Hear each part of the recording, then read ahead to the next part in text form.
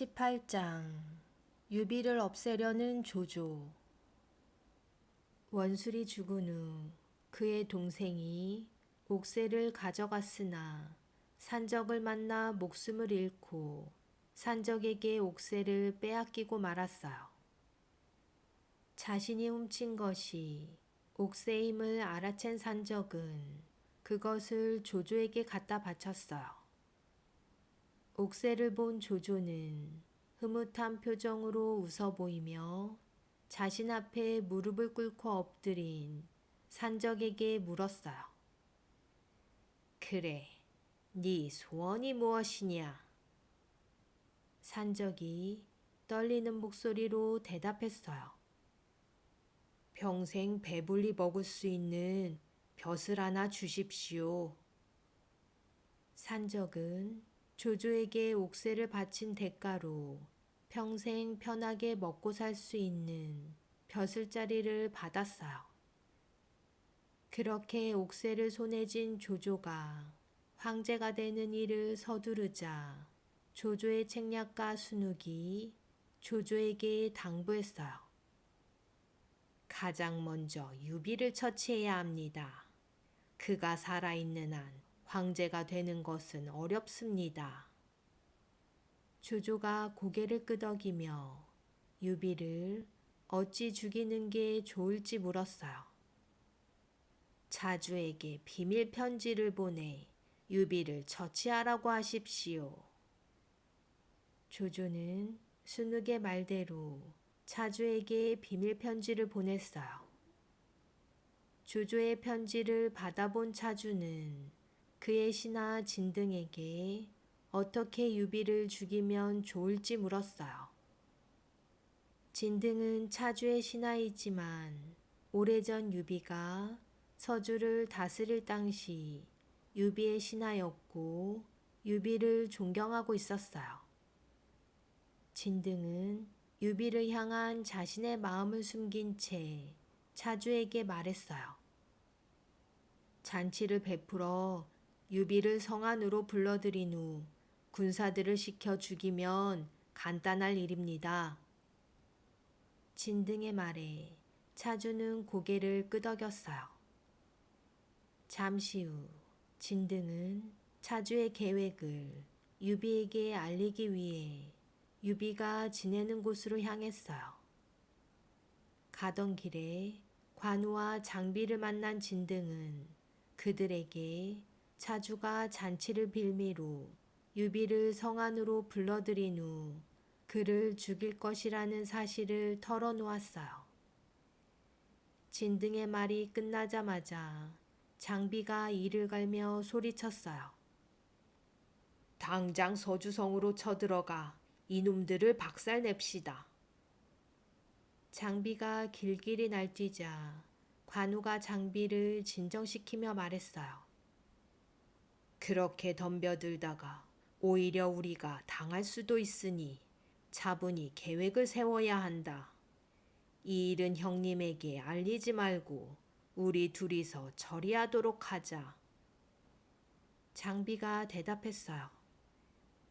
좋소.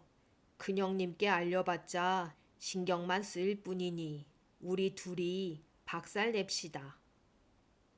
그날 밤 진등이 돌아간 후 관우와 장비는 군사를 이끌고 서주성으로 향했어요.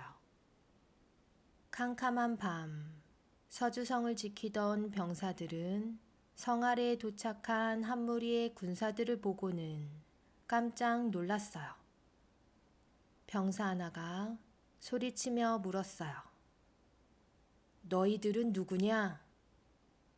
관우가 성문 앞에 서서 대답했어요.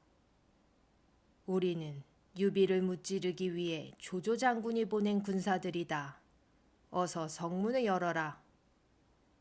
병사들은 관우의 말을 차주에게 전했고 차주는 진등을 불러 물었어요.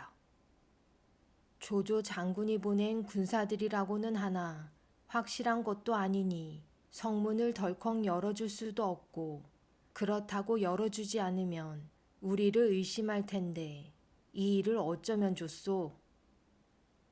차주의 물음에 진등이 태연하게 대꾸했어요. 내일 날이 밝으면 다시 오라 하시지요. 진등의 말에 차주는 성 높은 곳으로 올라가 소리쳤어요. 지금은 캄캄해서 알아볼 수 없으니 내일 해가 뜨거든 다시 찾아오너라. 관우가 대답했어요. 유비가 눈치채기 전에 얼른 들어가야 하니 어서 성문을 열어라. 그렇게 차주와 관우가 한참을 신랑이 버리는 사이 날이 밝았어요. 그러자 성문 앞에 늘어선 군사들의 모습이 어렴풋이 보이기 시작했어요. 그때 차주 옆에 서 있던 진등이 소리쳤어요. 저 군사들의 옷과 깃발을 보십시오. 조조 장군이 보낸 군사가 틀림없습니다. 옷이며 깃발 모두 조조 군대의 것이 맞았어요. 사실 관우가 거느리고 온 5만의 군사들은 원래 조조의 군사였으므로 조조의 군사로 보이는 것이 당연한 일이었어요. 진등의 말에 차주는 서둘러 성문을 열었고 곧장 그들을 맞이하러 나갔어요. 그때 관우의 우렁찬 목소리가 성 안에서 쩌렁쩌렁 울려 퍼졌어요. 네 이놈, 니놈 따위가 감히 내 형님을 죽이려 드느냐. 청령 원월도를 치켜든 채 달려오는 관우를 본 차주는 서둘러 군사들에게 공격을 명령했어요. 그런데 차주의 명령을 받은 군사들이 관우가 아닌 차주를 향해 화살을 쏘아대기 시작했어요. 당황한 차주가 뒤돌아보니 성 높은 곳에 우뚝 선 진등의 지휘하에 군사들이 일제히 자신을 공격하고 있었어요. 차주는 그제야 자신이 속은 것을 눈치챘어요. 이럴 수가. 차주는 급히 말을 돌려 서주성의 높은 담벼락을 뛰어넘어 성 밖으로 달아났어요. 그런 차주를 뒤쫓는 자가 있었으니 관우였어요. 관우는 그렇게 말을 몰고 달려가 단칼에 차주의 목을 땅바닥에 떨어뜨렸어요. 관우가 병사들을 향해 소리쳤어요. 너희들의 대장은 죽었다. 무기를 버리고 항복하는 자는 살려주겠지만 반항하는 자는 죽음을 면치 못할 것이다. 서주성의 군사 절반 이상은 관우와 장비에게 훈련을 받았던 사람들이었어요. 두 사람의 능력을 잘 알고 있던 군사들은 모두 무기를 버리고 관우와 장비에게 항복했어요. 서주성을 차지한 관우는 차주의 목을 들고 유비를 찾아갔어요. 차주의 목을 든 관우를 본 유비는 길게 한숨을 내쉬며 말했어요. 큰일이다. 차주를 죽였으니 조조가 복수하러 올 것이다. 이때 장비가 희죽희죽 웃으며 유비와 관우 앞에 나타났어요. 형님, 내가 차주의 가족들을 모두 죽이고 왔소. 이제 우리 집도 되찾았으니 잔치라도 여는 게 어떨깝쇼. 장비의 말에 유비가 길게 탄식하며 큰 소리로 호통쳤어요. 어쩌자고 그런 일을 저질렀단 말이냐. 관우는 눈치 없는 장비를 밖으로 끌고 나갔고 곧이어 진등이 들어왔어요. 유비가 걱정스러운 말투로 물었어요. 조조가 아끼는 차주를 죽였으니 대군을 거느리고 복수하러 쳐들어올 텐데 이 일을 어찌하면 좋소? 진등이 대답했어요. 조조에게 맞설 수 있는 사람은 오직 하나, 원소뿐입니다. 원소는 기주, 청주, 유주 등 여러 지역을 점령하였고 거느리는 군사수도 100만이 넘습니다. 그러니 원소에게 도움을 청하십시오. 진등의 말을 들은 유비가 고개를 갸웃거렸어요.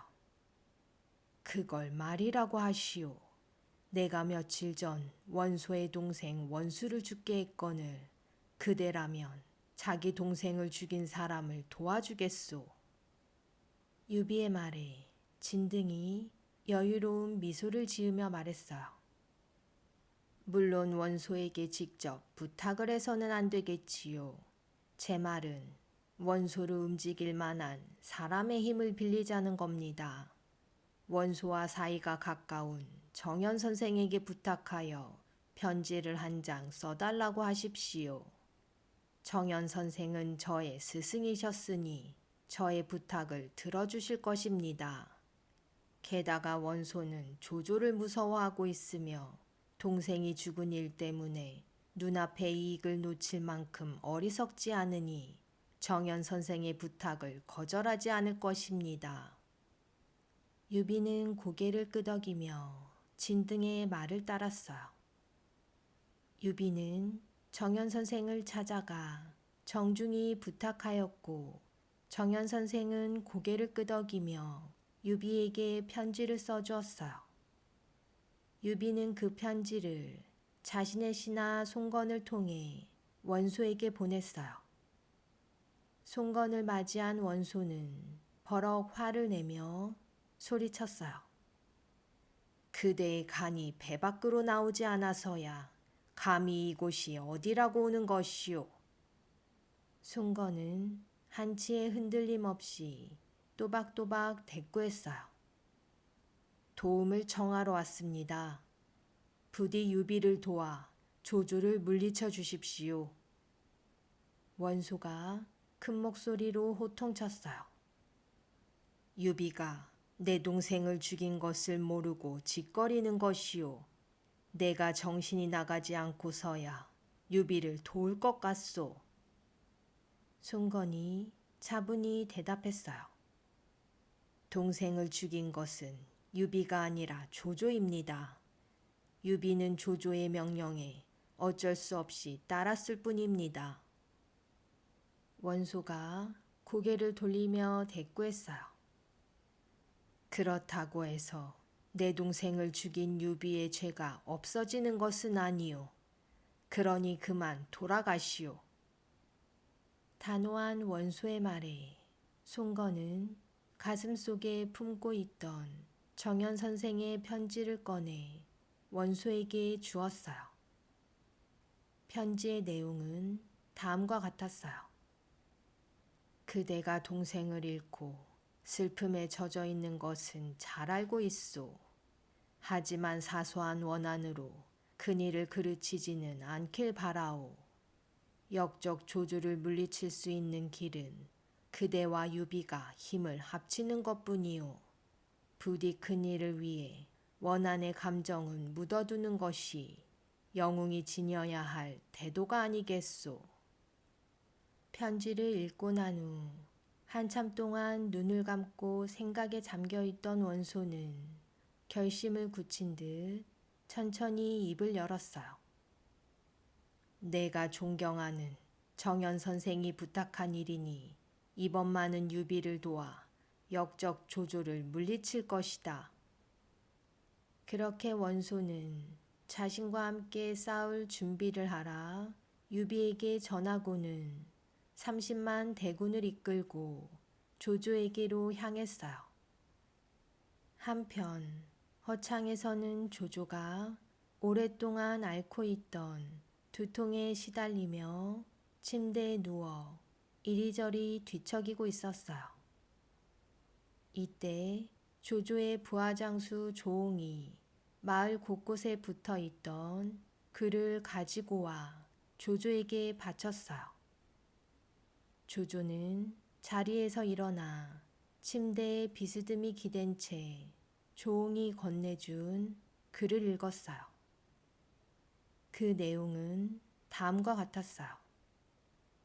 현명한 임금은 어려움을 미리 살펴 백성을 편안하게 하여야 하고 충성스러운 신하는 임금을 도와 나랏일을 처리해야 한다. 그렇다면 조조는 어떠한가? 조조의 할아버지는 세상을 어지럽히고 백성들을 괴롭히는 자였으며 조조의 아버지는 돈을 주고 벼슬을 산 도둑놈이다. 조조는 이런 자들의 후손으로서 태어날 때부터 교활하여 싸움을 좋아하고 불행을 몰고 다니는 자였다. 이러한 조조가 교묘한 꾀를 부려 황제 폐하를 휘어잡아 백성의 재물을 마구 빼앗고 천하의 영웅들을 무수히 죽였다. 또한 조조는 황제 폐하를 협박하여 수도를 허창으로 옮기고는 폐하를 대궐에 가두어 두고 모든 나랏일을 자기 마음대로 하니 자신의 마음에 드는 자는 그 자식까지 부귀영화를 누리게 하고 자신의 눈밖에 난 자는 그의 가족까지 죽였다. 세상 일에 대해 말하는 사람이 있으면 백성들이 보는 앞에서 처형을 하였고 비밀리에 모여 말하는 사람이 있으면 쥐도 새도 모르게 죽여버렸다. 결국 신하들은 말 못하는 벙어리가 되었고 길을 가다 만나는 사람들은 서로 인사조차 나누지 못하게 되었다. 조조의 행동은 도둑과 같으며 백성을 괴롭히고 나라를 망신시키니 조조보다 더 잔인하고 참혹한 자는 없을 것이다. 황제 폐하께서 당한 모욕과 괴로움을 이렇게 글로써 세상에 널리 알리니 모두 일어나 힘을 모아 역적 조조를 벌할 것이다. 조조의 머리를 가져오는 자에게는 벼슬과 상금을 줄 것이며 조조의 부하들 가운데 항복하는 자는 그 죄를 묻지 않을 것이다. 글을 읽던 조조는 식은땀을 흘리며 양손으로 지끈거리는 머리를 감싸 쥐었어요. 벽에 비스듬히 기대어 누워있던 조조가 자세를 고쳐 앉으며 물었어요. 대체 어떤 놈이 이따위 것을 썼다더냐? 조응이 대답했어요. 원소 밑에 있는 진림이 한 짓입니다. 조조는 편지를 구겨 손으로 움켜쥐고는 껄껄 웃더니 자리를 박차고 일어났어요. 조조가 입을 삐죽대며 중얼거렸어요. 진림이라 글솜씨는 그럴듯하다만 보잘것없는 원소 밑에 있으니 안타까운 일이구나. 조조는 군사와 무기를 점검하고 원소에 맞설 준비를 하고는 왕충과 유대에게 군사 5만을 주며 명령했어요. 왕충과 유대, 너희 둘은 유비의 상대가 되지 못하니 함부로 나가 싸우지 말고 시간을 끌도록 하라. 내가 원소를 접으수고 유비를 공격할 때까지만 버티면 될 것이다. 조조는 왕충과 유대에게 서주로 출동하라 명령하고는 20만 대군을 직접 거느리고 여양으로 향했어요. 조조와 원소의 수십만 대군이 여양을 사이에 두고 30km쯤 떨어진 곳에 진영을 쳤어요. 조조와 원소 모두 서로 눈치만 보며 각자의 진영만 굳게 지킬 뿐 싸울 생각을 좀처럼 하지 않았어요. 그렇게 둘은 제대로 한번 부딪혀 보지도 못하고 어느덧 3개월이라는 시간이 흘러 10월이 되었어요. 조조는 오랫동안 황제의 옆자리를 비워두었던 터라 마음이 조급해졌어요. 하루아침에 끝날 싸움이 아니다. 허창으로 돌아가 방법을 찾아야겠다. 조조는 조인에게 군사 지휘권을 넘겨준 후 몇몇의 군사만을 이끌고 아무도 모르게 진영을 빠져나왔어요. 허창으로 향하던 조조는 왕충과 유대에게 서주를 공격하라 명령했어요.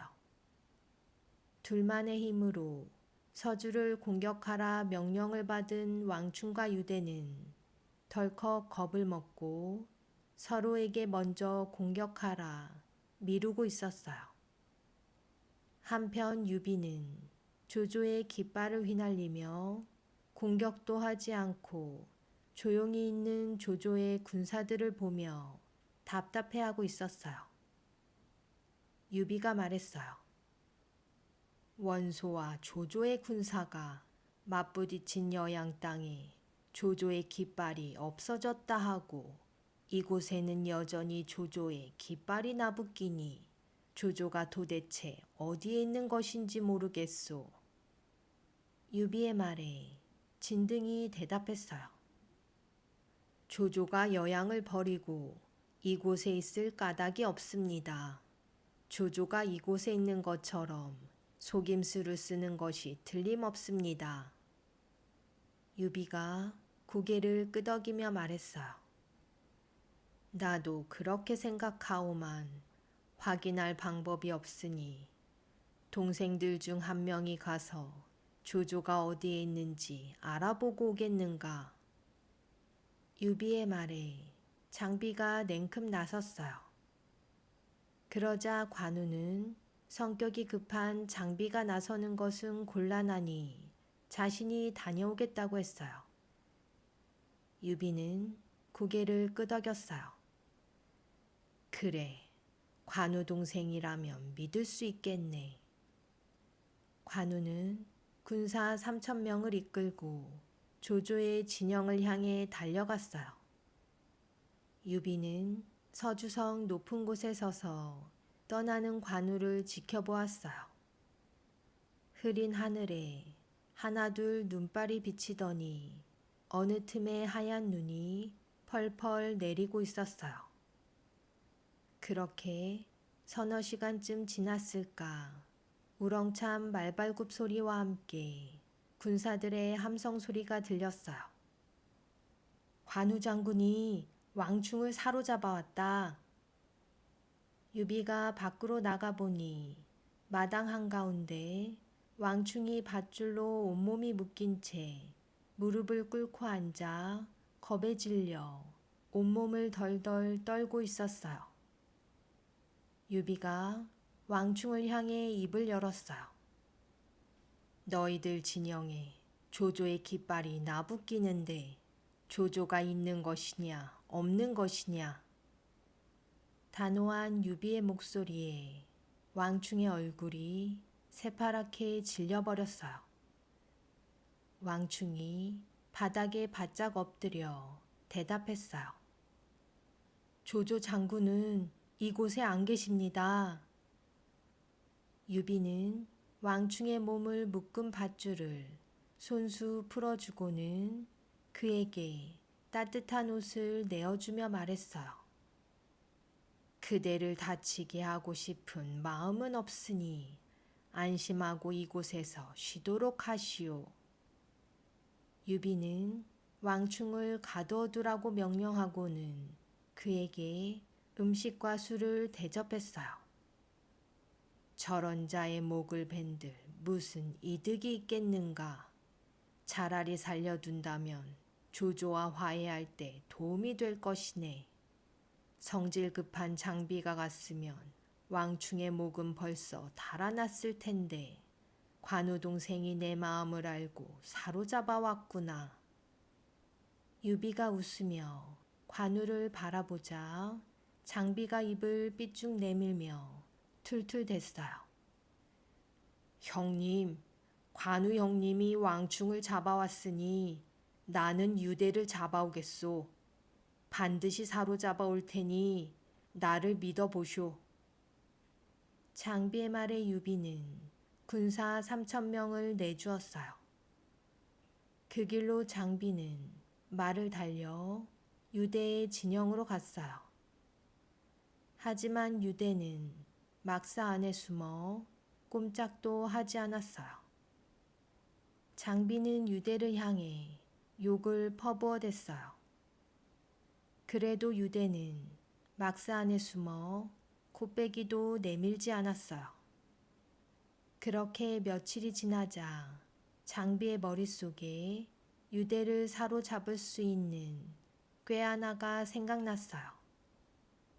장비는 낮부터 술을 잔뜩 마시고는 취한 척을 하며 근무 태도가 엉망인 병사 하나를 골라 그를 심하게 때렸어요. 이놈을 단단히 묶어두어라. 오늘 밤 10시에 적을 공격해서 무찌르고 이놈을 죽여 승리의 제사를 지낼 것이다. 장비에게 맞은 병사는 자신을 죽인다는 무시무시한 말에 고개를 숙이며 눈물을 보였어요. 이때 그와 가깝게 지내던 병사 하나가 그에게 슬그머니 다가와 그를 풀어주었어요. 얼른 도망가게. 장비놈 꼴 보기 싫어 자네를 도와주는 것이네. 사실 이 모든 일은 장비가 꾸민 일이었어요.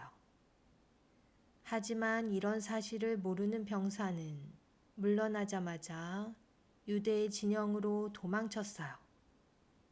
그러고는 유대에게 오늘 밤 10시에 장비가 공격해 올 것이라 일러 바쳤어요.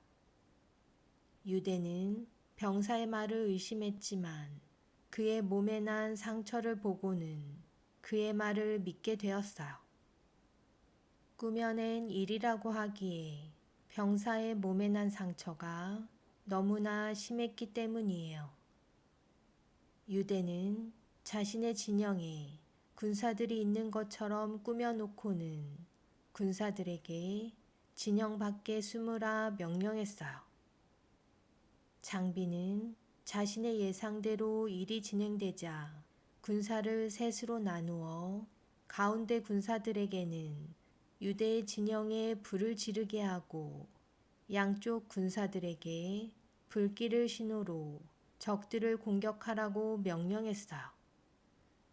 그리고 자신은 유대가 도망갈 만한 길을 지켰어요.